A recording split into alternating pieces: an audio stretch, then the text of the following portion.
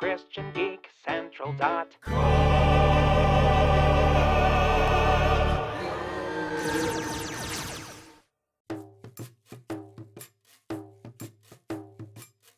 like games? I like games. Do you like games too? I like games too.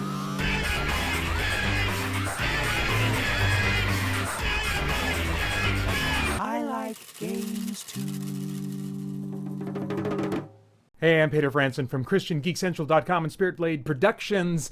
Continuing my blabbering about E3 2015. This time I'm talking about the Microsoft press conference. Now, I'm not an Xbox fan. I experienced some great games which are still on the shelf behind me during the Xbox 360 generation, but that hardware was very unkind to me. I didn't even deal with the Red Ring issue, but still had system after system fail completely.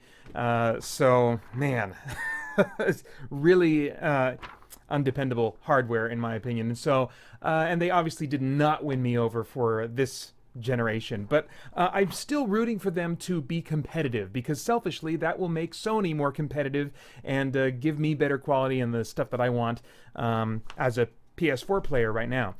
So anyway, I was very interested in what they were going to be doing at their conference this year, and it was a great show. I just think with each passing year since the mistakes they made with the launch of the Xbox One, this system has had more and more selling points, and that has never been more true than this year. If they would have done what they did this year last year, then I would have definitely hesitated before getting a PS4. I don't know what would have happened. I definitely would have hesitated. I probably still wouldn't have trusted them enough to give me a console that will last more than 2 years. But anyway, okay, let me talk about the highlights for me. The first thing that I noticed is there's a little bit of language in these kinds of press conferences that can be interesting, and the example here was them talking about anything being possible. I can't even remember what game they were talking about at the time, but like, in such and such a setting, anything is possible. There are no limits to what blah, blah, blah, blah, blah, blah, blah. You know, and we hear those phrases, anything is possible and no limits, blah, blah, blah, all over the place in these kinds of press conferences. They were just the first ones that I noticed using that language this year. But I find that interesting because really nobody can deliver on that. Nobody can deliver on that in a gameplay experience or any kind of entertainment. There are always limits, and not everything is possible. But so why do we say that? And I think that's because we yearn for the eternal. And I mentioned that verse from Ecclesiastes last time about how God sets eternity in the hearts of man. Let me see if I can find that. Here we go. Ecclesiastes 3, it's 3:11. Ecclesiastes 3:11 says that he has put eternity into man's heart. We have a desire for this limitless potential, and it's never going to be satisfied here, but we all want it. So I think that we kind of see a little hint of our built-in desire for eternity at events like this. But anyway, that's not what these events are mainly about, just something that they inadvertently kind of showcase about human nature. So moving on. Showstopper for me. Showstopper for the Microsoft conference was backwards compatibility for Xbox 360 games. Oh my gosh. As I'm recording this now, we are 40 minutes away from the live stream of Sony's conference, and I really hope that they will match this. I really wanted them to do this last year. They didn't give it to me, even though 6 months, as much as 6 months, I think it was a little less, prior to last year's E3, there were very solidly confirmed reports that Sony was working on it. Evidently, they stopped working on it, or it wasn't ready for last year's E3, or it's not as high of a priority. I don't know. But at the very least, if they don't announce it this year, I am so glad that Xbox One is getting backwards compatibility on the 360, not because it's going to make me go over to Xbox One yet, but it will hopefully make Sony feel like, oh, okay, we got to match that, because that's what I want. I have got a great catalog of PS2 games, and eventually my PS2 is going to give out, and besides that, I would love to be able to play them just slightly upscaled, because through an HDMI cable onto my TV, that would just be wonderful. I would love to enjoy my old library of PS2 games, which I still am very frequently playing. I'd love to be able to have them playable on my PS4, and I think this is a great step toward making that possible on PS4, oddly enough. And beyond that, I think what this means for me is eventually I may get an Xbox One. Not because I want to play games for Xbox One, but eventually this 360 that I just bought, which is the most recent version, recent model, hopefully has all the kinks worked out of it. I bought it like 3 or 4 months ago or whatever. Eventually this thing is going to die out, but they may still be making Xbox Ones when it does, which means at that time I could get an Xbox One, hopefully for cheap, that will continue to play all my 360 games. That was really cool news for me.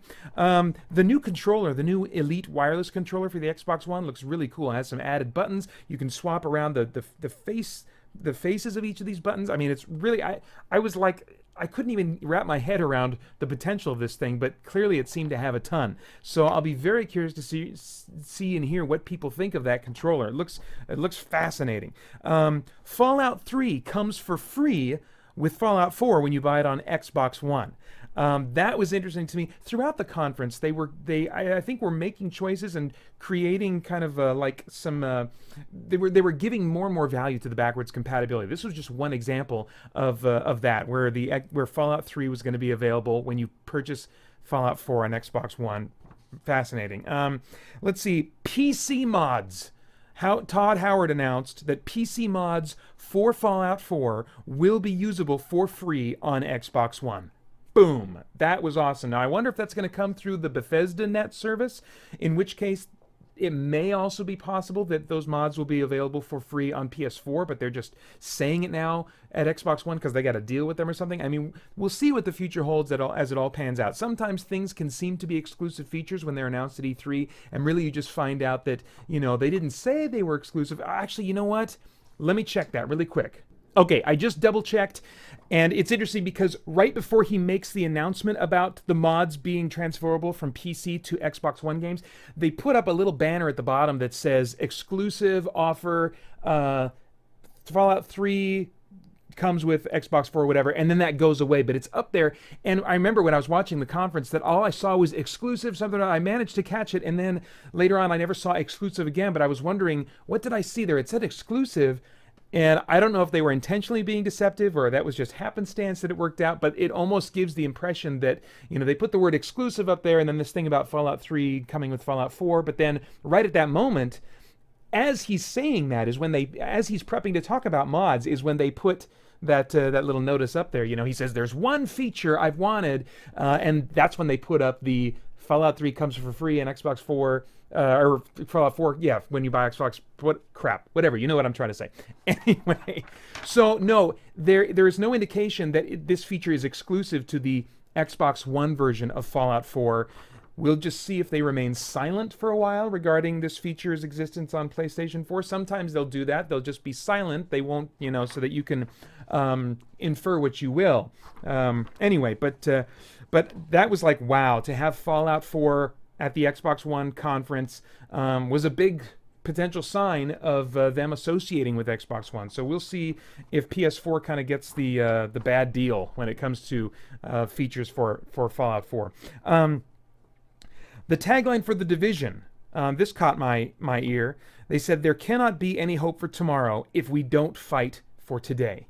And I think there's some truth to that. I think what they're getting at is we need to take action if we want to see a better tomorrow or something like that. If we want things to become better, if we want things to improve, then it is our responsibility to take action. But I disagree with the statement, there cannot be any hope for tomorrow if we don't fight for today.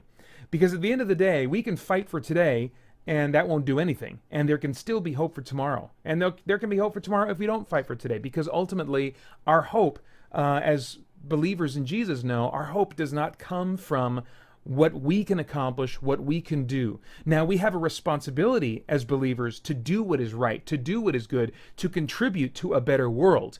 But our hope is in Jesus. Our hope is that ultimately, although he is doing work through us now, he will finish the work and he will perfect the work, and he will bring about the change that we really long for in the world at the end of the day.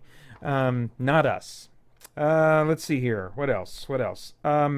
Division was touted as an action RPG. That might be the first time I saw it called that, but in the demo, in what I saw at the Xbox conference and what I saw later at Ubisoft, I didn't see any indication that there of the RPG kind of elements. And so this game combine that with all the obviously multiplayer intentions of the game, it's off my radar now. I love RPGs, I love action RPGs, but this one just seems to be exclusively multiplayer. There just doesn't seem to be any single player component, and I believe it's coming out March 2016. If we're not seeing any kind of indication of a single player, campaign, I don't think we're going to at this point. So, off my radar. Okay.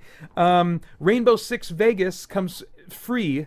Rainbow Six Vegas 1 and 2 are free with Rainbow Six Siege. So again, they're pushing more and more this backwards compatibility feature of the Xbox One to play 360 games. Once again, thank you, Microsoft. That's great. Sony, listen up and get it done. Okay. Let's see here. Of course, I guess it's not quite equivalent. I guess the equivalent would be backwards compatibility to Xbox One. I don't really need to play PS3 games. I played most of those on 360, but anyway, blah, blah, blah, blah, blah. Sword Coast Legends is coming to Xbox One, which they mentioned. I think it's coming to PS4 as well, but I'll be interested to see how that plays, because it just looks like a PC RPG that I don't know how they're going to handle that with gamepad controls, but if they can do it and do it well, I'd much prefer to play a game like that way. So I'm excited to see more. Hopefully we'll see more demos and stuff like that on the show floor and videos that we get from various outlets. The HoloLens and Minecraft, that demonstration looked awesome. They had a table out, and they basically made the world of Minecraft appear, or at least a slice of it, that the person using the HoloLens could kind of grab and move around so that they could see different parts of the world as they moved what was showcased on this table in real space. You kind of have to see the video to see kind of how this worked, but I'm really fascinated with this technology, and I'm excited for it in the second generation, because I remember, even though, yes, it's a live demo, it was still very scripted. I am still absolutely confident that when this tech comes out, the first generation is going to be crap. People aren't going to like it. It's going to have weirdness, and it's going to be just Kinect all over again, where they promise one thing, but the actual execution just falls far short of what the vision is that they present. So I'll be excited for the second generation of this HoloLens technology, because when I look at this and think about not freaking Minecraft, but like RPGs, something like Sword Coast Legends, where you've got one person who's acting as kind of a game master, if you want, in some games, and the rest that are players. How cool would that be to have your players playing on screens and you're using HoloLens as the game master, manipulating the game world? I mean, oh man, that would be so freaking cool. And man, it would just kind of take the whole tabletop experience literally and match it with the video game experience. Oh man. Let's see here. Yeah, I think that's it. Or just strategy games, just single player strategy games where you want to have that overhead tactical view. I think it could be really cool with that. So, man, well done, Microsoft. I can't wait to see what Sony gives us. ChristianGeekCentral.com